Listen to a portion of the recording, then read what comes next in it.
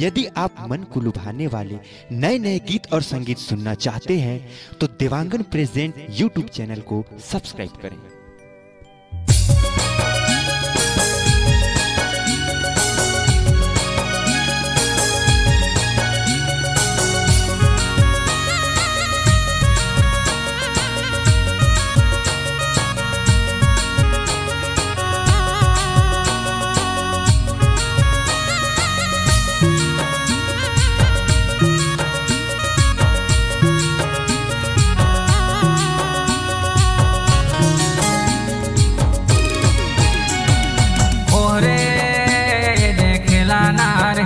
थे ना ए देखेला नार हिली झूली झूमर थे ना ओहरे ए देखेला नार हिली झूली झूमर थे ना ए देखेला नार हिली झूली झूमर थे ना ओहरे ए देखेला नार हिली झूली झूमर थे ना ए देखेला नार हिली झूली झूमर थे ना ओहरे ए देखेला नार हिली झूली झूमर थे ना ए देखेला नार हिली झूली झूमर थे ना।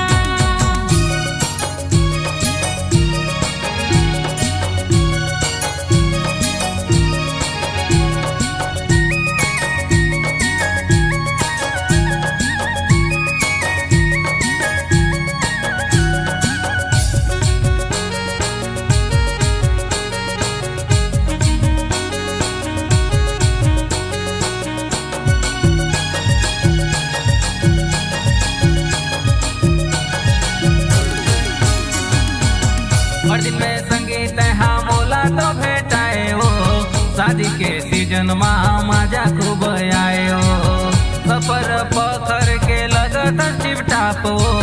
सूट सलवार छड़पा हिंस जींस टाप हो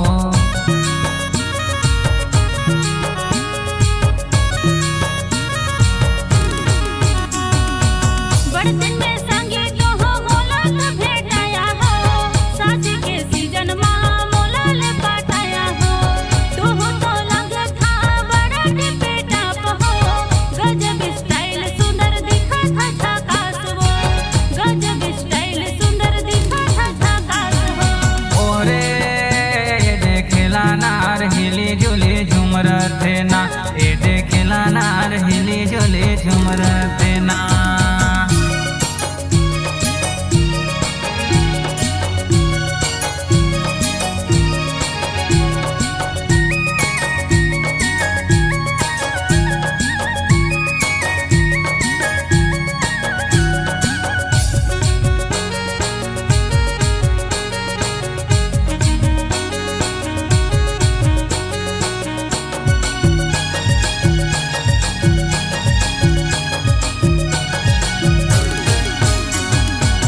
पतर कनिहाले बेनीला झूलाया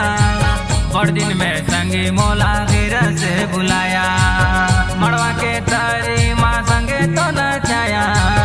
बड़ मजा पाया तो खूबे मजा आया।